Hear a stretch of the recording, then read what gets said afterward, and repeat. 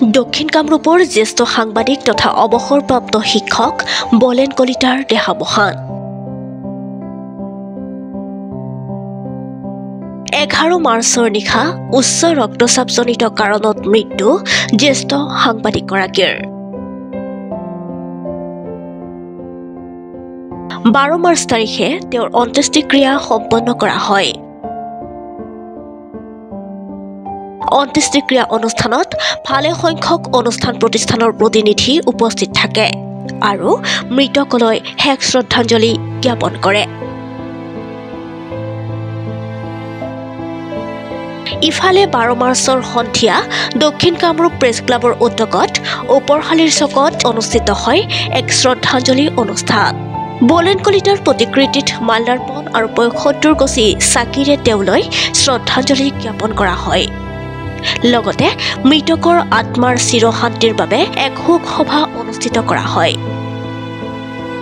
এই শ্ৰদ্ধাঞ্জলি অনুষ্ঠান শুভাৰম্ভ কৰে প্ৰাক্তন ছাত্ৰনেতা তথা বিজেপিৰ ৰাজ্যিক কাৰ্যনিৰ্বাহক অনুপ কুমাৰ মেধি, মহাবিদ্যালয়ৰ প্ৰাক্তন অধ্যক্ষ শৈলেন্দ্ৰ নাৰায়ণ ঠাকুৰীয়া, কংগ্ৰেছ নেতা নৃপেন্দ্ৰ নাৰায়ণ ঠাকুৰীয়া, সদৌ অসম ছাত্ৰ সন্থাৰ কেন্দ্ৰীয় নেতা নীৰদ কুমাৰ দাস, দক্ষিণ কামৰূপ ছাত্ৰ সন্থাৰ সভাপতি বেদব্ৰত দাস। লগতে অনুষ্ঠানত উপস্থিত থাকে সংবাদকৰ্মী, স্থানীয় গণ্যমান্য ব্যক্তিসকল। লগত জড়িত নিৰ্ভীক স্পষ্টবাদী সাংবাদিক বলেন কলিতাৰ যোৱা নিশা মৃত্যু হয়। তেখেতৰ মৃত্যুত সমগ্ৰ দক্ষিণ কামৰূপ অঞ্চলত শোকৰ ছাঁ পৰে আৰু বলেন কলিতাই তেখেতৰ জীৱনকালত স্পষ্টভাৱে নিৰপেক্ষভাৱে বাতৰি পৰিৱেশন কৰিছিল আৰু তেখেতে সমাজ জীৱনৰ প্ৰায়বোৰ অনুষ্ঠানৰ লগত জড়িত হৈ সমাজৰ হকে কাম কৰিছিল। বিশেষকৈ পলাশবাৰী ৰাস মহোৎসৱ, দুৰ্গা পূজা, পলাশবাৰী সাহিত্য সভাকে আদি কৰি দক্ষিণ কামৰূপত জন্ম লাভ কৰা সাংবাদিক মঞ্চবিলাকতো তেখেতে এক অগ্ৰণী ভূমিকা গ্ৰহণ কৰিছিল। তেখেতৰ মৃত্যুত দক্ষিণ কামৰূপৰ লগতে সমগ্ৰ অসমৰ সমাজ জীৱনৰ এক বৃহৎ ক্ষতি হয় আৰু আমি ভগৱানৰ ওচৰত প্ৰাৰ্থনা জনাইছোঁ যে তেখেতৰ বিদেহী আত্মাৰ চিৰশান্তি লাভ কৰক আৰু তেখেতৰ পৰিয়ালবৰ্গকো আমি গভীৰ সমবেদনা জ্ঞাপন কৰিছোঁ।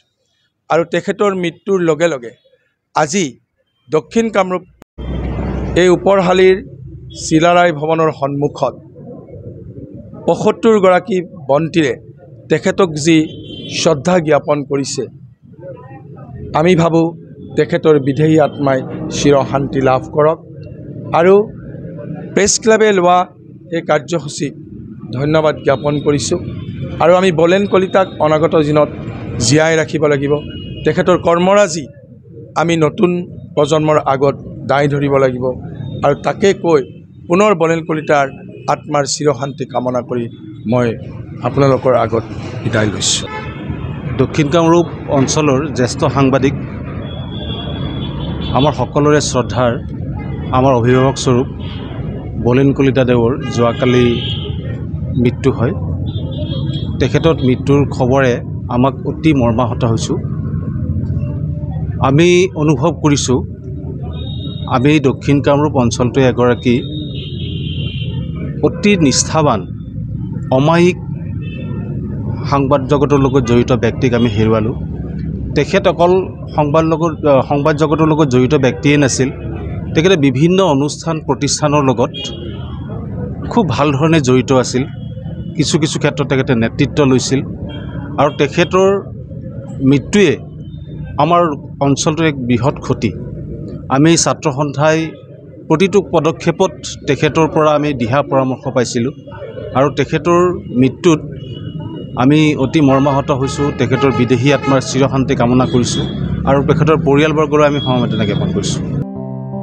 উল্লেখযোগ্য যে দক্ষিণ কামৰূপ প্ৰেছ ক্লাবৰ তৰফৰ পৰা অহা 16 মাৰ্চত অনুষ্ঠিতব্য সম্বৰ্ধনা সভা আৰু আলোচনা চক্ৰত প্ৰয়াত সাংবাদিক বলেন কলিতাক সম্বৰ্ধনা জনোৱাৰ কথা আছিল আৰু সম্বৰ্ধনা সভাত উপস্থিত থকাৰ প্ৰতিশ্ৰুতি দিছিল সাংবাদিকগৰাকীয়ে।